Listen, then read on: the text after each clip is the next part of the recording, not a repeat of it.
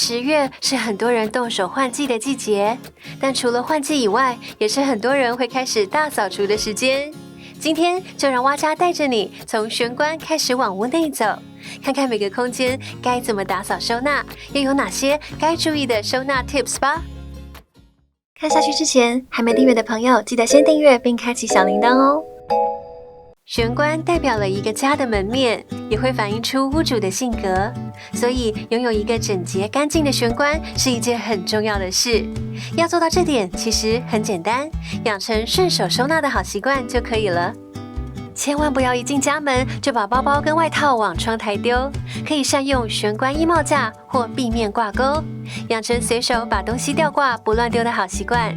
这样一来就达到维持空间不凌乱的第一步了。也可以在玄关处像这样增加一个信件区，有了收纳盒辅助，能暂时收纳缴费单与重要信件。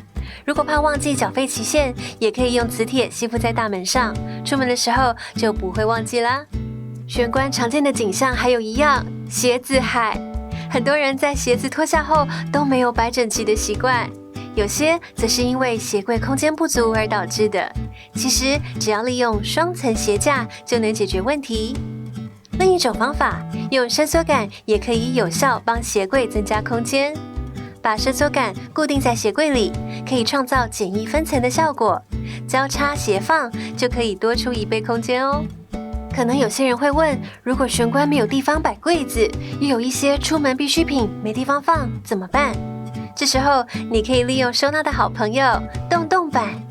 洞洞板设置在玄关，可以辅助收纳很多东西，像这种顶天立地式的，下层可以挂衣物、包包和雨伞，中层可以摆一些植物或常用物品、公仔等，上层则可以利用空间放上电蚊拍等怕小朋友误触的东西。如果没有这么大的空间，可以选择在 IKEA 购入洞洞板。如果不能钻墙使用，固定在门上也是一个好方法，可以利用无痕免钉螺丝贴辅助，收纳东西很方便。但也有个小缺点，开门不能太用力，否则门上的东西可能会因此掉落哦。客厅是每个家庭中最常使用的空间之一，同时也是最容易不小心堆积一堆杂物的地方。像是遥控器、指甲剪等小物品，基本上都放在这个空间。这时候可以利用这种沙发边的收纳挂带，把常用的电视、冷气、遥控器收在这里，要拿的时候方便，也不怕乱塞找不到。而指甲剪、卫生纸等其他生活常用物品，其实可以利用茶几下的空间来收纳。因为物品很零碎，其实没有办法做更细项的分类，不如拿一个比较大的收纳盒统一收纳，让所有会在客厅使用到的小物都集中摆放。如果你家没有茶几，也别担心，我们可以用这款推车辅助，不仅有分层收纳的功能，还有上盖可以充当小台面使用，不使用的时候可以摆在一旁，是维持整洁的好帮手。有些租屋族家里客厅小小的，也没有系统柜可使用，这时候可以添加一个小型置物柜来收纳日常用品，用半透明或不透明收纳盒辅助收纳东西。这样一来，即使是开放式柜体，看起来也不会太凌乱。记得这种置物柜要把重物摆在最下层，才不容易变形。把客厅整理完毕，接下来就可以在布置上花点巧思了。如果想要家里呈现出比较明亮、采光好的感觉，在家具的选择上可以选择浅色系的配置，除了可以统一色系外，也有放大延伸的效果。若想要空间有活泼感，则可以选择用家具跳色的方式呈现，用大面积的白色均衡掉颜色较深的沙发、茶几，就可以在拥有个性的同时，依然保持明亮感与通透性。最后给大家一个关于墙面装饰的小建议，在视觉焦点2/3的位置，我们可以用挂画或是海报来点缀布置。一幅画代表一个领域，为空间定调，看起来不再单调。厨房收纳一直是很多人的痛处，即便是收得很整齐的柜子，也可能因为开放式柜体而显得凌乱。在餐柜的选择上，其实可以选择这种有长虹玻璃的类型。超红玻璃可以将杂乱的物品隐藏起来，但也不能因为这样就乱摆一通，那可是不行的。量好尺寸后，挑选适合的收纳盒来搭配收纳吧。这种有孔收纳盒方便拖拉，用抽屉式的概念来收纳，就不会有东西塞进去，放到忘记或过期的情况发生了。如果是一般建商配置的系统橱柜，可能都长这样。抽屉柜的部分可以用这种抽屉分隔盒辅助收纳，或是买高度刚好的收纳盒分隔收纳，可以随时调整位置。还有一招是站立式收纳法，让东西排排站好，物品叠放很容易彼此覆盖，变得需要翻找，容易弄乱。把物品以直立式方式收纳，不仅一目了然，要拿取也很容易，好方法推荐给大家。厨房橱柜很常拿来收放备品，例如垃圾袋，但垃圾袋本身材质很软，其实不好收纳，可以利用这种旁边有 U 型的收纳盒辅助，把垃圾袋对折，露出公升数收纳好，拿取时很方便。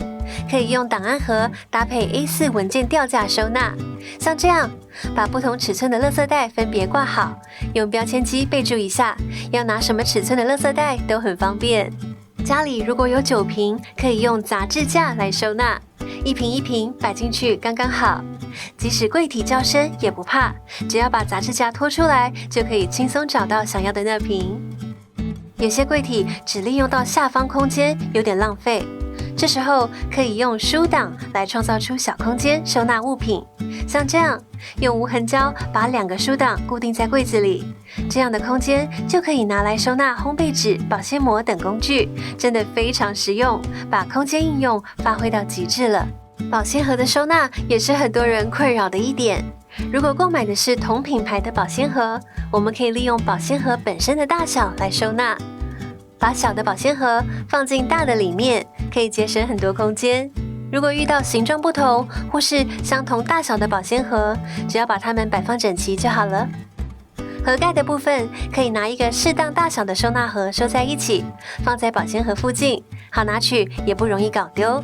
流理台下方的空间其实都不小，只要好好规划就很能收。用么字形层架创造出分层空间，上面就能多摆东西了。下方用有孔收纳盒，可拖拉，使用更方便。如果有比较重的物品，例如酿酒瓶等不太会移动的物品，可以放在滑轮架上，要移动的时候会省力很多。也可以在柜子里加上一根伸缩杆，用来挂抹布很适合。最后跟大家分享一个重点，不要在开始整理前就买好收纳盒。经过整理后的物品数量会减少，先买回来的收纳盒可能派不上用场。同时，没有事先丈量好的收纳盒，也可能因为尺寸不合无法使用，那就浪费钱了。卧室里最需要收纳的地方就是衣柜。衣柜收纳有几个小重点，让小编来告诉你。你家的衣架是不是也是这样？各种花色都有，看起来很杂乱，用久了边角还会掉漆脱落。把衣架统一之后，再把衣服依照季节、颜色分类，衣柜看上去就会变得很整齐，也不会刮伤衣物。衣服如果用折的，很容易在拿取时不小心扇风。其实只要换成直立式折衣法就可以了。把衣服分成3等份，往内折，形成一个长方形。将衣服分成4等份，左右两边先向内折，再将领口那侧塞入另一侧就完成了。这种方式折好的衣服，就算掉了也不容易散开，像这样收在收纳盒里很整齐，也很好拿取。如果没有利用收纳盒收纳也没关系，可以用书档来辅助，像这样把书档插进去就可以发挥作用，让衣服不会东倒西歪了。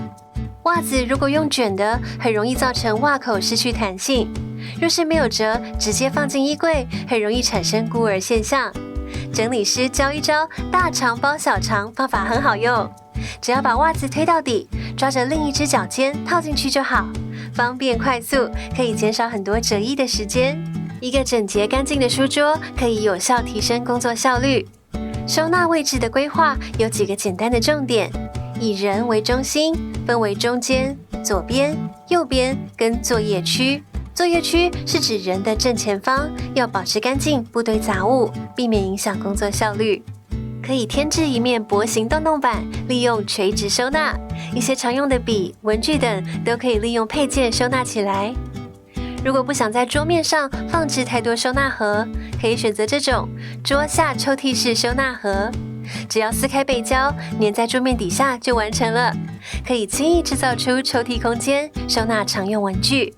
比起将文件横着放，直立式摆法不仅好翻找，也更省空间。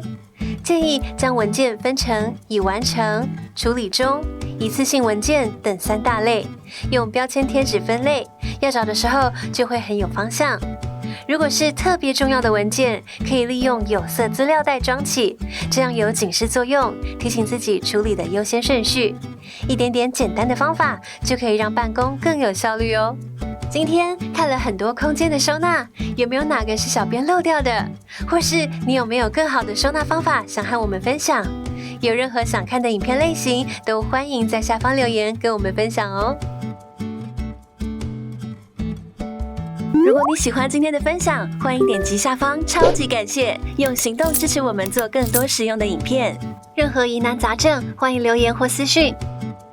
追踪 IG 看秘籍，加入社团，还有各种达人帮你。最后记得按赞、订阅并开启小铃铛，锁定蛙家每周3更新，带给你一则让生活更美好的优质内容哦。